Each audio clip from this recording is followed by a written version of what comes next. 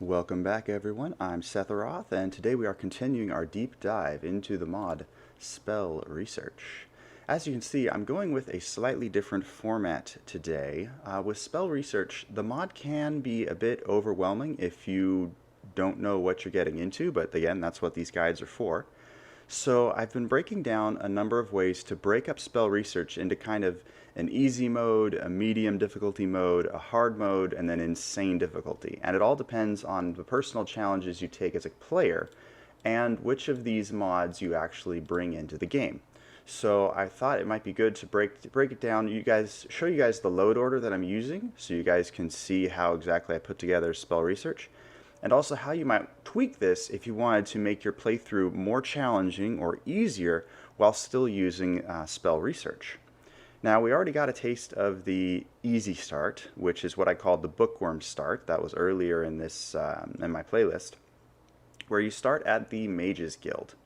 You'll be using just SpellResearch, the patch, the tweaks, and Odin, and possibly Triumvirate. So just adding in all of the spells that you cover in your playthrough, and then SpellResearch. So none of these other fancy ones down here. Now, for an easy playthrough, the reason you do this is because all of the vendors will still have all of the spells, right? So this allows you to do a regular playthrough, but you can kind of dip into SpellResearch at your leisure, right? Your ability to protect yourself as a player, your ability to find the best spells isn't reliant upon understanding SpellResearch. Although with that kind of approach, it does have the advantage of you being able to learn master level spells without ever having to go to the College of Winterhold or do any of the master level quests that you have to do at the College of Winterhold in order to unlock master level spells. So you would still have those perks of being able to tap into spells that you don't have to buy anymore, and still have the opportunity to experiment with spell archetypes and stuff. And then if you get stuck, you can still go to a vendor and buy at least, the minimum that you need so that your level 30 character at least has an incinerate to back him up in a fight. And you're not just stuck on flames because you haven't learned how to level up to Firebolt in SpellResearch yet. Some of the nice parts about starting in the Mages Guild is you automatically get a research journal, which is vital for the progression of SpellResearch. The longer you stay in the Mages Guild, though, particularly if you already buy one spell of each school of magic and just start studying, is without this experience mod here, you will end up gaining experience in each school of magic every time you research a spell. So your level will skyrocket. You could easily be level 30 leaving the College of Winterhold with all of the stuff you wanted from SpellResearch, but you'll then have almost no gear and almost no money. So you'd be running in, you'd still have your Ordinator perks. If you use Ordinator, you still have your perks, so you wouldn't be completely defenseless, but without the equipment and a decent follower, it would still be challenging. So it's not, I call it an easy start in that it is the easiest way to implement SpellResearch, not that it will give you the easiest playthrough. Now, for a medium difficulty start, I recommend starting with a player home. So you can find a number of mods that add in player homes. You also can use, I have it down here, alternate start is a great option. I like to pick owning a property in Hjalmarch. That one is a really nice one. It comes with a carriage that can take you just about anywhere. But you start in your own place. The reason you start in a player home for medium difficulty or the College of Winterhold for easy difficulty is because you have access to a bed you don't have to pay for. Right? When you are doing the initial SpellResearch research and you're reading through your books and you're leveling up your skills, you incur mental stress that manifests as a ding to your magicka. So you have to go to SpellResearch, you lose magicka, you have to rest to get it back. If you're doing that in an inn, that can get very expensive and a little tedious because every time you want to rest, practically, you'll have to go talk to the inn, pay another 10 bucks, and there you go.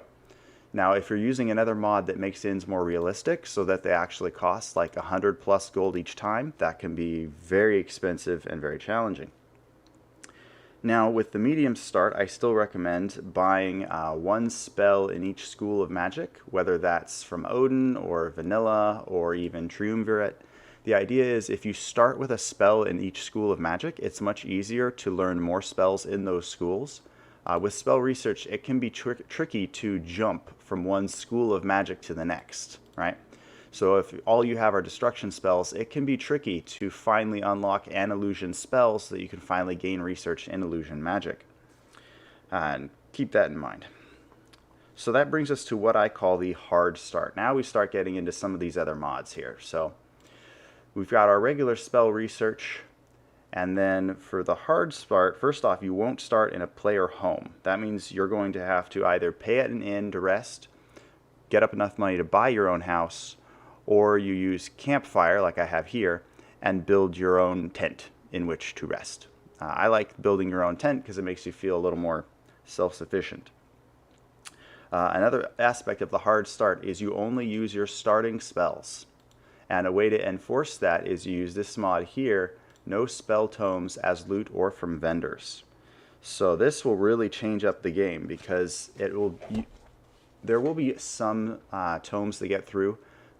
When you see this Odin spell research patch, it includes the vanilla spells that Odin alters, but there will be a couple of spells that will still get through. So for example, I have the More Apocalypse expansion that adds another like 24 Apocalypse spells, and those are not included in spell research. So those will still show up as loot in my playthrough. But if you're just using vanilla spells, for example, or just Odin or just Triumvirate, you pop this baby on, and all those spells will no longer be available. Can't buy them from vendors, can't find them when you're fighting bad guys.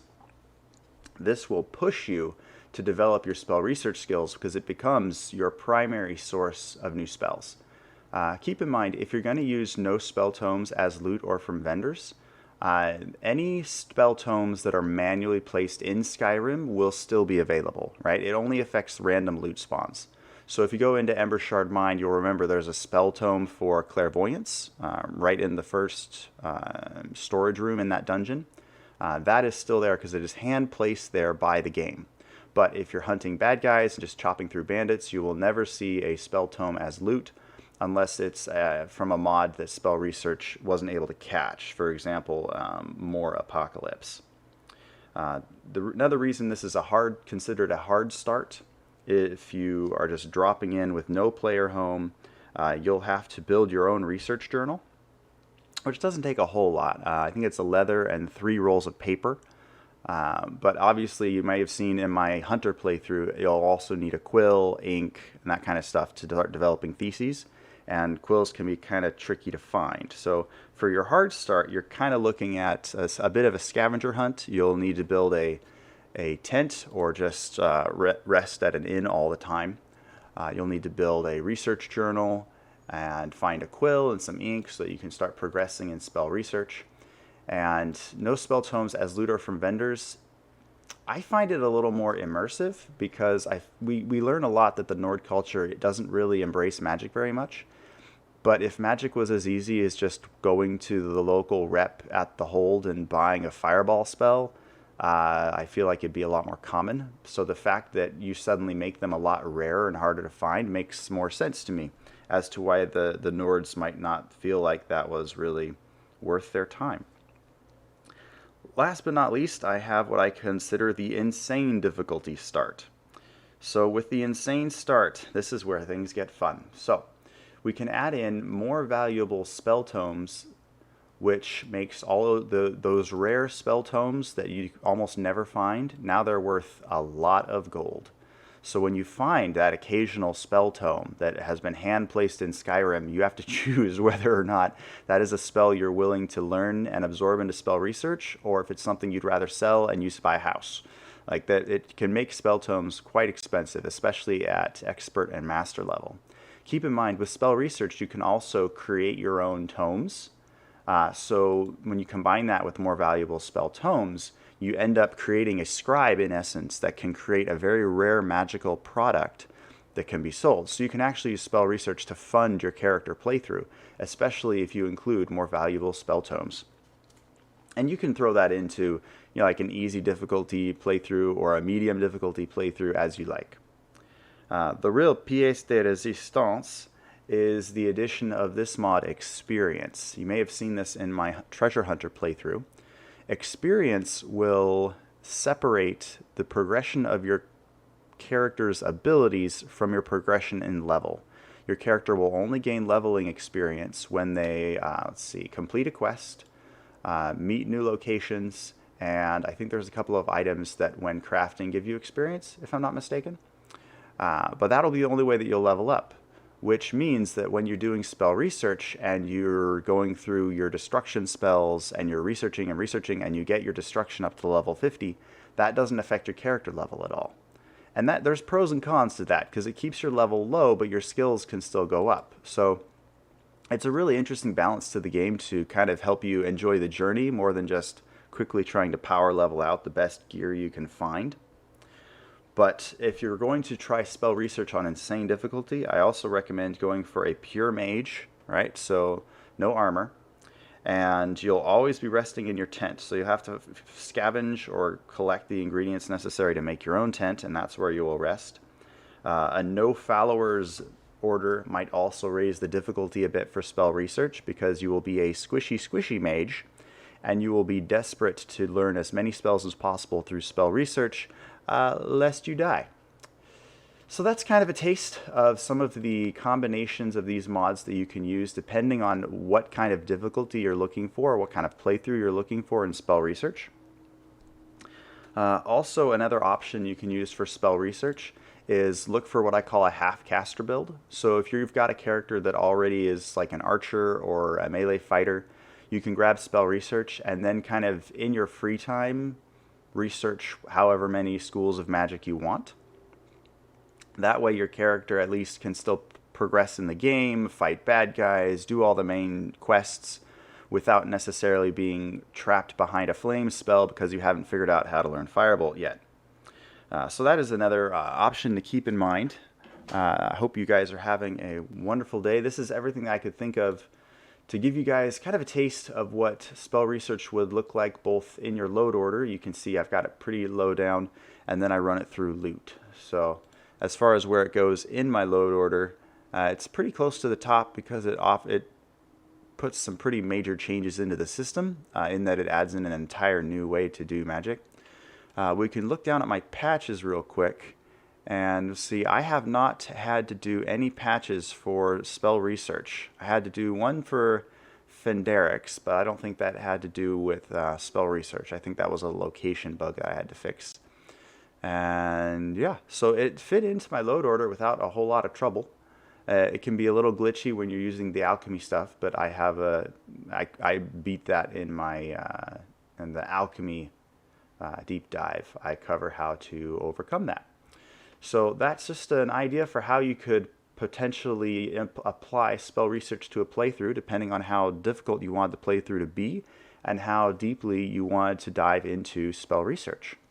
I hope this has answered any questions you might have with regards to which mods I use when I'm bringing in spell research, because as you can see there are like 8 of them, 7 or 8 if you want to add in like experience and a couple of other options. These are the core 3, by the way: spell research, patch compendium, spell research, and tweaks and mercantilism. And then you have you'll want to add in any patches for other spell packs that you bring in. So like Odin and Triumvirate, those are separate patches.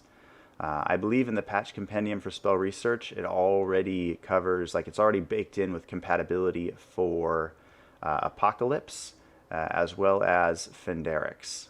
So those are just another more options to keep in mind. Let me know in the comments below if you have any other questions regarding different ways to implement spell research into a playthrough. There's a lot of different ways that you can build this, particularly because you can learn through alchemy as well as enchanting and uncover up to master level spells all on your own. Hope you guys are having a wonderful day. Feel free to like the video and subscribe to my channel. Take care.